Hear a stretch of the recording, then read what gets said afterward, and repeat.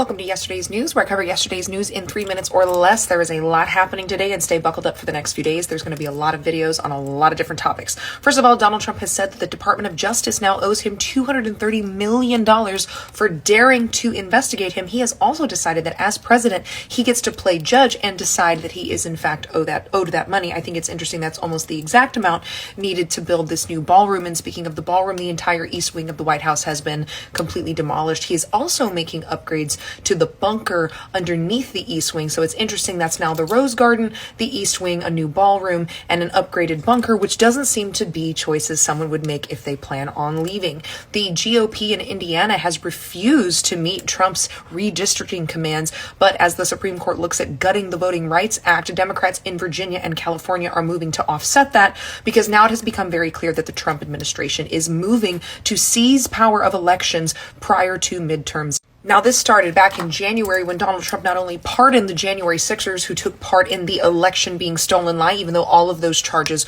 were dropped and none of the investigations led to any evidence of election fraud anywhere. But when he signed the executive order of restoring freedom of speech and ending federal censorship, the executive order paused election security. And now certain allies, including the Attorney General, who has been an election denier, have been placed in the Trump administration, are openly discussing using emergency powers to seize control from the states ahead of midterms and the 2028 presidential election. And of course, we've seen all the merch he's been creating about his third term in the presidency. To the shock and surprise of absolutely no one, ICE is recruiting criminals into their training programs without fingerprinting or giving proper background checks before hiring men into their ranks. The most common of these crimes include domestic violence, armed robbery, and battery from domestic assault. And any woman who's been a victim of any kind of domestic violence can see it in these men a mile away. And it's important to note that you can't hunt down criminals if you're too busy hiring them. On November 7th, the Supreme Court is going to decide whether or not it's going to hear a case from Kim Davis that will overturn Obergefell and the right to gay marriage in the United States. She is taking a very hard stance on religious freedom and biblical marriage. I want to remind you